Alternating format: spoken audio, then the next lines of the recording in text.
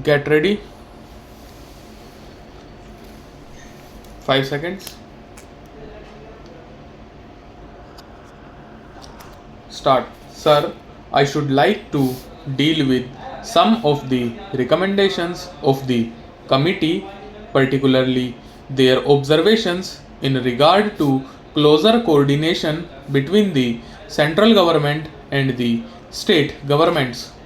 The question of making health a central subject was discussed in the country's constituent assembly, and the members did not accept the suggestion made at that time that health should be made a central subject.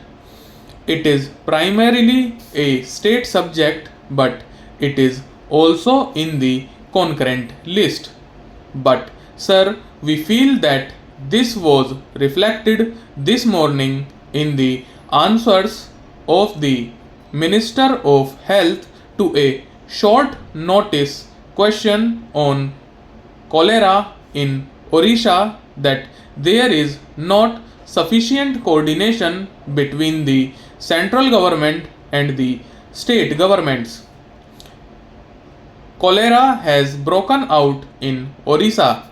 The Orissa government has not asked for the help of the central government, and the central government, on its own initiative, has not offered any help to the Orissa government. That was brought out in the answers which she gave this morning.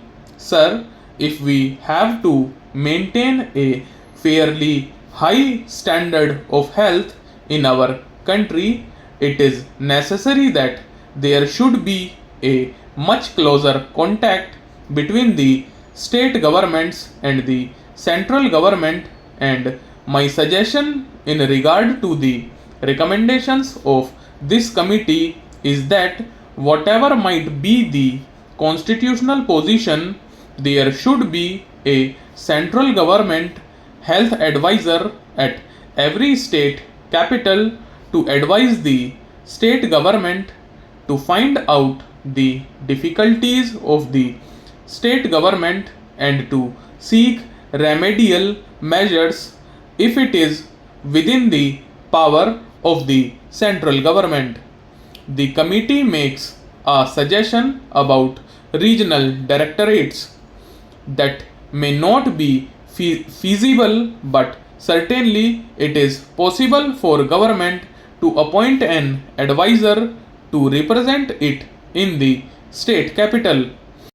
The second suggestion that I would like to make in regard to the main recommendations of the committee is that whatever might be the difficulties, we must make a start with regard to the evolution of a national health scheme on the basis of the scheme which is in force in England. In England, any person who makes a contribution of 5 shillings a week can get all the benefits under the National Health Scheme. That is not the rate at which we can get comparable services in our hospitals. A question may be raised that a national health scheme may not be financially feasible in India. The committee has made a recommendation that the Life Insurance Corporation, for example, should periodically check the health of persons who get themselves insured by the Life Insurance Corporation. If this recommendation is accepted, probably life insurance business will lapse because many people are afraid of getting themselves examined by the Life Insurance Corporation. I would like to make a suggestion that on the basis of cooperative health schemes which are in force in the United States and elsewhere, the Life Insurance Corporation may make a beginning in regard to a national health scheme. It is not difficult. The difficulties are not insuperable. The Employees State Insurance Corporation is going to add about 11 lakhs in the state of Gujarat this year, and if the 11 lakhs are added to the number of those who are getting the benefits of the Employees State Insurance Scheme at the end of the next year, there will be as many as 83 lakhs covered by that scheme. If that is possible under the Employees State Insurance Scheme, it is quite in order for one to make a suggestion that the Life Insurance Corporation should make a beginning in this direction. It may not be possible for the Life Insurance Corporation to cover the whole country, but a beginning can be made.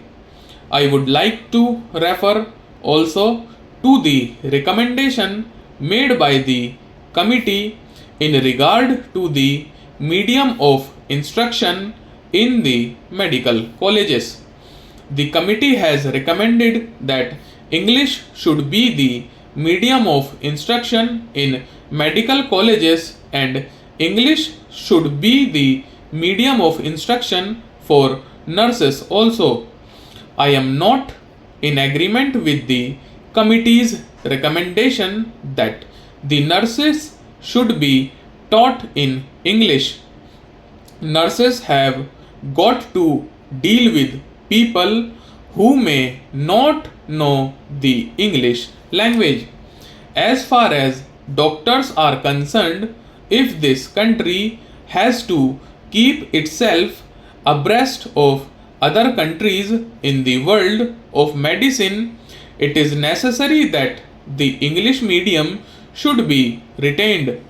The House will watch with great interest what the Minister has got to say in reply to this salient recommendation of the committee, because on the stand that the Government of India is going to take on this subject will depend the future of medical education in our country.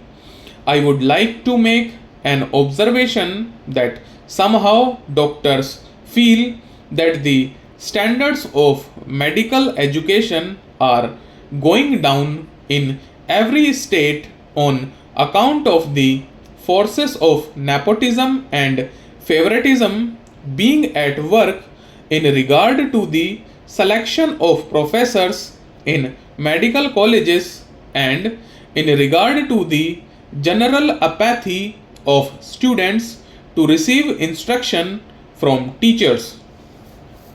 Stop.